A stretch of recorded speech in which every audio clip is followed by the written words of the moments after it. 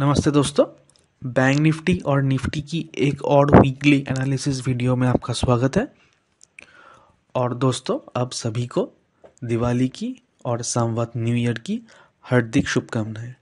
नया साल सबका अच्छा जाए और आप सब मार्केट से अच्छा प्रॉफिट कमाएं साल भर, यही मेरा विश है सबके।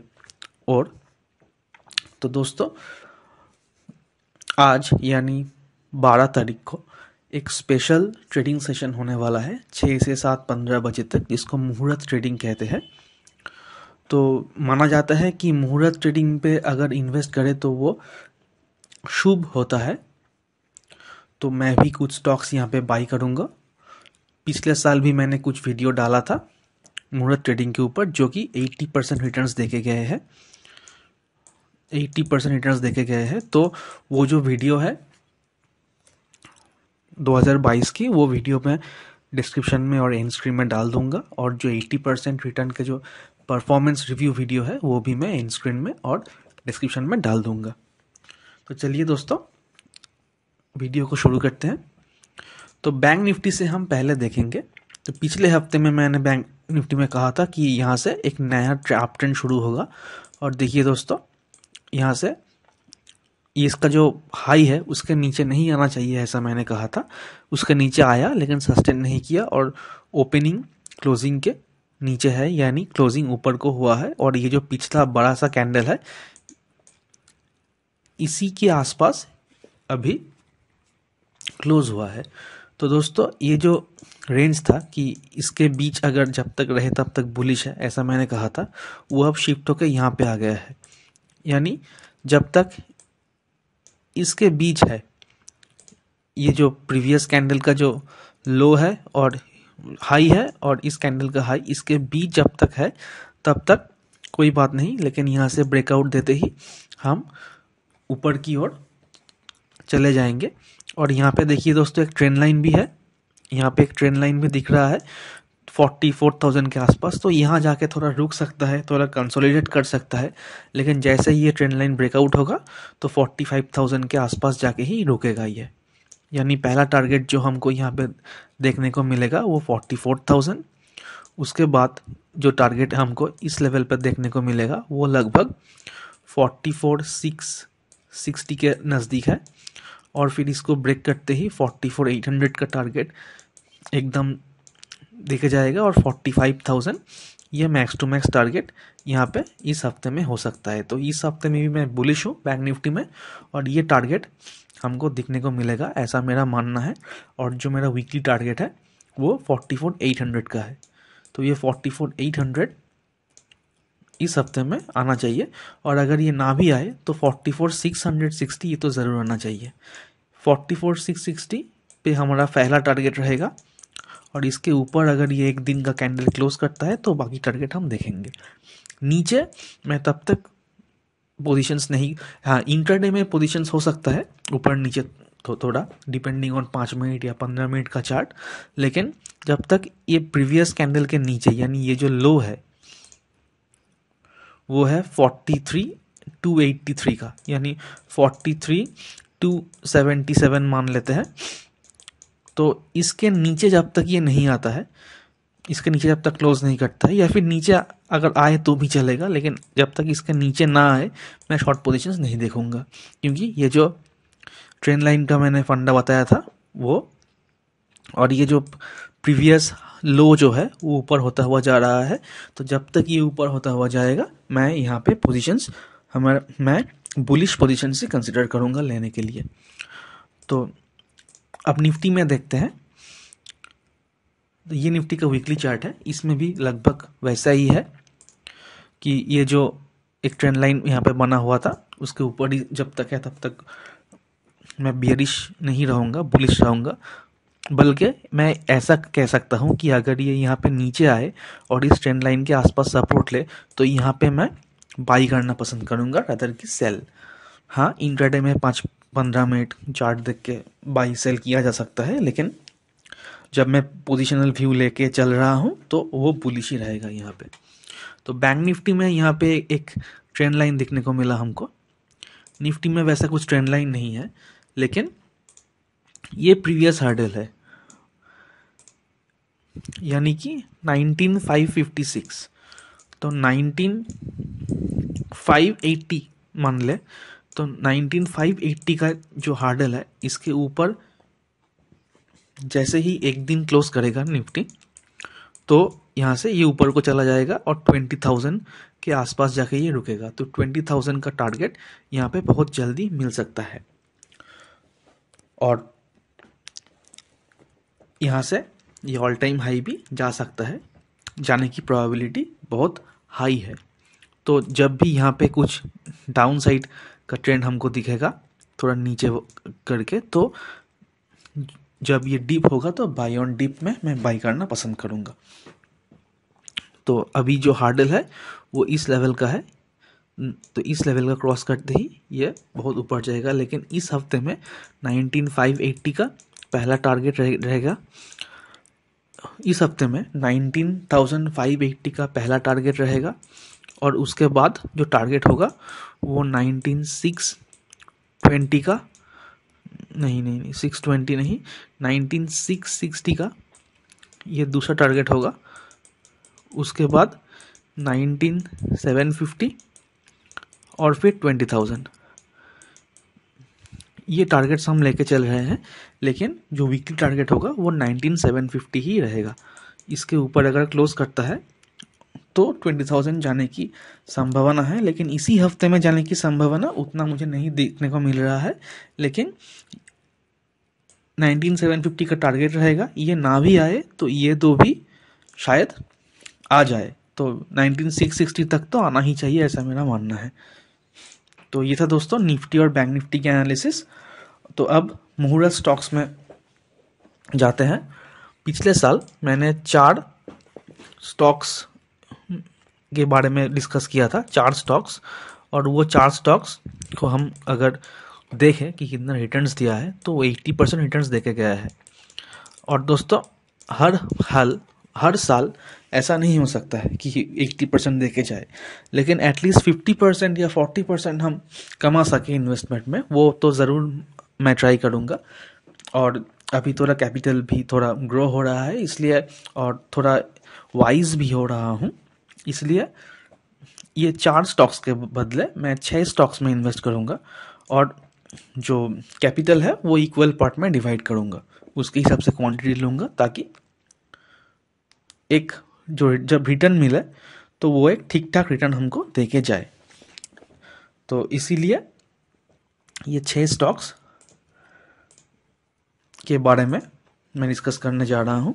तो पहला स्टॉक है ऑरो फार्मा। ऑरो फार्मा को अगर हम देखें थोड़ा जूम आउट करके, तो देखिए दोस्तों यहाँ पे एक कप पैटर्न हमको दिखने को मिला, एक कप यहाँ पे हमको दिखने को मिला जिसका ब्रेकआउट हो चुका है। तो ब्रेकआउट के बाद ये ऊपर को जा रहा है, और दोस्तों यहाँ पे एक हार्डल है। तो यहाँ पे इस रेंज पे अगर हम बाई करें, जो कि 940 से लेके 945 से लेके 975 के बीच है, इस जोन पे अगर हम इसको बाई करें या एक्यूमुलेट करें, तो पहला टारगेट जो होगा वो इस लेवल के आसपास होगा, जो कि ये हाई है 1060 का, ये पहला टारगेट रहेगा। इसके बाद अगर ये फिर ऊपर को जाए तो टारगेट बहुत लंबा है दोस्तों। तो पहला टारगेट तो हम ये लेके चलेंगे यहाँ से, जो कि 500 पॉइंट है, यानी 1500 का तो टारगेट हम बिल्कुल लेके चल सकते हैं यहाँ पे।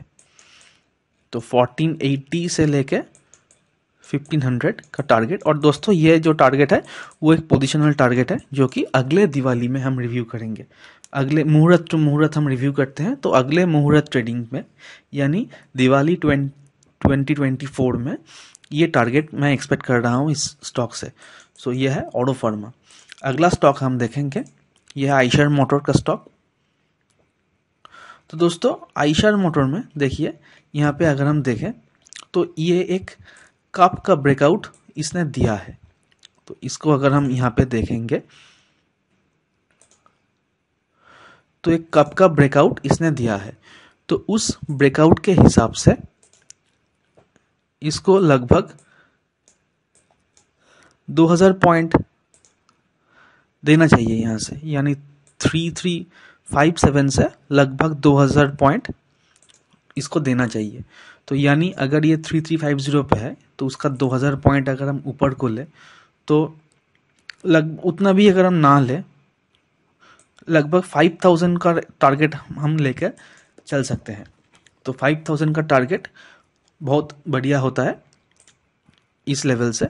तो अगर हम 3540 इस करंट प्राइस के आसपास, यानी 3350 से लेकर 3540 ये जो जोन है, या फिर हम कहें 3600 और 33500, इस पॉइंट में हम अगर एक्यूमुलेट करें तो जो टारगेट है वो पहला टारगेट तो 4000 रहेगा ही रहेगा, ये ज़रूर रहेगा दोस्तों स्विंग ट्रेडिंग के लिए। लेकिन पोजीशनल ट्रेडिंग के लिए हम थोड़ा और आगे देखते हैं।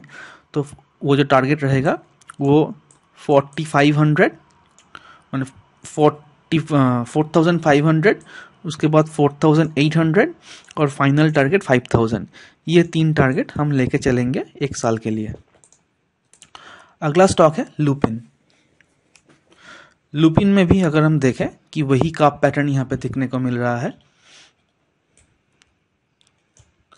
तो दोस्तों ये एक काप का ब्रेकआउट यहाँ पे होने को जा रहा है, तो इसलिए इसी जोन पे मैं बाई करना पसंद करूंगा। ये जो जोन है इसी जोन पे, यानी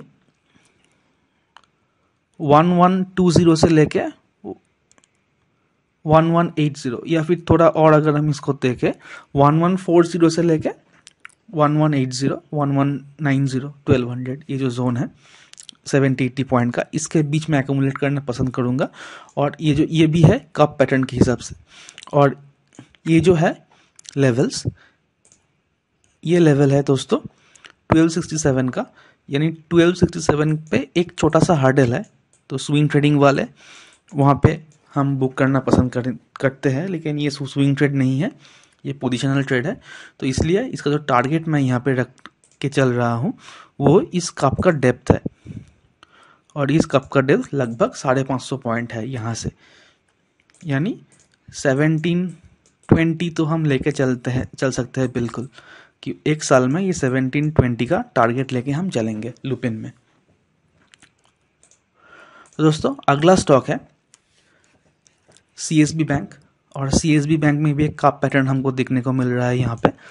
तो दोस्तों ये जो लेवल है ये 373 का है, तो मेरा जो बाई होगा वो 355 से लेके 375 के बीच होगा। इस लेवल पे मैं एक्यूमुलेट करना पसंद करूंगा, और जब भी ये ब्रेकआउट दे यहाँ पे, लेकिन जो मेरा स्टॉप लॉस होगा वो बिल्कुल ये 330, 340 इस लेवल के आसपास होना चाहिए, कि इसके नीचे अगर आए तो मैं लॉस लेके भी निकल जाने के लिए तैयार रहूँगा। और इसके ऊपर अगर ये जाए, होल्ड करे, सस्टेन करे, तो मैं स्टॉप लॉस को ट्रेल करता हुआ चलूँगा। लेकिन ये जो टारगेट यहाँ पे मैं जो देख के चल रहा हूँ वो लगभग 200 पॉइंट का है, यानी 373 पे अगर हम ले तो लगभग 550 का टारगेट यहाँ पे मैं लेके चल रहा हूँ। तो 360 से 355 से लेके 375 इसके बीच में मैं लेना पसंद करूँगा, और 550 का टारगेट 1 साल में, ये मेरा एक्सपेक्टेशन है। अगला स्टॉक है एचडीएफसी बैंक। देखिए एचडीएफसी बैंक में कोई कप पैटर्न नहीं है, लेकिन ये जो स्टॉक्स मैंने यहाँ पे ले रहा हूँ, ये मैंने कहा कि एक ऑप्टिमाइजेशन मैं करना चाहता हूँ, कि कुछ स्टॉक्स ऐसे स्टॉक में भी रहे जहाँ पे एक मार्जिन ऑफ सेफ्टी रहे यहाँ पे।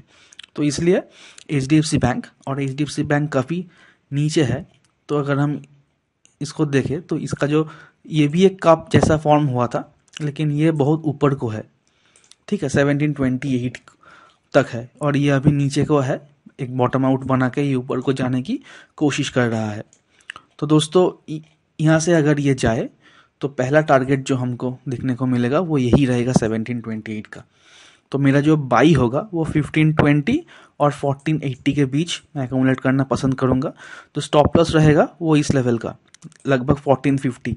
अगर 1450 को ये ब्रेक कर जाए तो फिर मैं कुछ और सोचूंगा और इसको वहाँ पे बुक करके रिटर्न लौट जाऊंगा, ये एक बात है। तो इस लेवल पे एक्यूमुलेट करने के बाद अगर ये ब्रेकआउट दे यहाँ पे, तो पहला टारगेट जो होगा वो 1728 का होगा, और 1728 के बाद अगर ये फिर से यहाँ पे कंटिन्यू करे तो 2000 से लेके 2100 का टारगेट लेके मैं चल रहा हूँ यहाँ पे, जो कि कितने परसेंट का होता है यहाँ पे हम देख लें कि इस लेवल से 2100 लगभग 40% का टारगेट मैं लेके यहाँ पे चल रहा हूँ कि उसके ऊपर भी हम टारगेट लेके चल सकते हैं अगर इस कप का डेप्थ ले यहाँ पे। तो दोस्तों इस कप का डेप्थ लगभग 500 पॉइंट है, तो लगभग 2200 को आ रहा है यहाँ पे।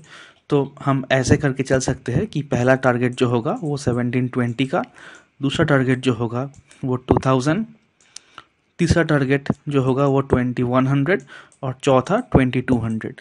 तो ये 4 टारगेट मैं एक्सपेक्ट कर रहा हूँ एक साल में। अगला स्टॉक है एंटोनी वेस्ट लिमिटेड।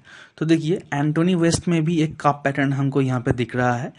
तो देखिए यहाँ पे ब्रेकआउट देने की कोशिश और फिर ये नीचे आके क्लोज हुआ है, लेकिन देख के ये लग रहा है कि ये ब्रेकआउट होगा, यहाँ पे कंटिन्यू होगा।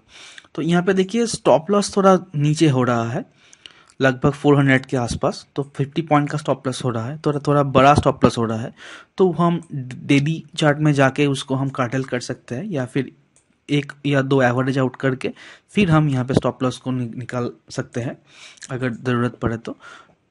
ये जो स्टॉक है इसको 440 से लेके 455 के बीच मैं एक्यूमुलेट करना पसंद करूँगा या यहाँ पे मैं बाई करूँ, और जो टारगेट इसको यहाँ पे जो डेप्थ है उसको हम टारगेट लेके चलेंगे लगभग 200 पॉइंट, यानी लगभग 620 से लेके 650 ये टारगेट लेके हम चलेंगे इसमें एक साल में। अगली मुहूर्त तक ये टारगेट लेके मैं चल रहा हूँ। और दोस्तों आखिरी जो स्टॉक है वो है बजाज फिनसर्व। तो दोस्तों यहाँ पे बजाज फिनसर्व में अगर हम कप पैटर्न की बात करें तो देखिए यहाँ पे कप पैटर्न वैसे है नहीं। यहाँ पे अगर हम मंथली पे जाए तो दोस्तों मंथली में भी यहाँ पे अगर हम देखें तो यहाँ पे कप पैटर्न वैसे हमको नहीं दिख रहा है, वीकली में भी यहाँ पे कप पैटर्न नहीं दिख रहा है। तो ये कप पैटर्न के ऊपर बेस करके मैंने नहीं लिया है, लेकिन अगर हम इसको देखें कि यहाँ पे एक कप पैटर्न था जिसका टारगेट अब ज़रूर पेंडिंग है ऊपर को, तो वैसा करके अगर हम देखें तो यहाँ से यहाँ तक ये लगभग 600 पॉइंट का मूव है। तो 2400 का एक टारगेट हमको यहाँ पे निकल के आ रहा है इस कप के बेसिस पे, ठीक है। तो अगर एक और कप हम यहाँ पे ले तो इस कप के बेसिस पे अगर हम इसको देखें तो इसका जो डेप्थ है वो लगभग 500 पॉइंट है, 450 पॉइंट है। तो उसके हिसाब से अगर हम देखें तो 2100 तक ये जाना चाहिए। तो इस कप के हिसाब से 2100 और इस कप के हिसाब से 2400, ये दो टारगेट हमको यहाँ पे निकल के आ रहा है। एक और पैटर्न यहाँ पे हमको देखने को मिल रहा है, वो है ये जो एक ट्रेंड लाइन यहाँ पे हमको देखने को मिल रहा है, और यहाँ से भी एक ट्रेंड लाइन हमको यहाँ पे देखने को मिल रहा है।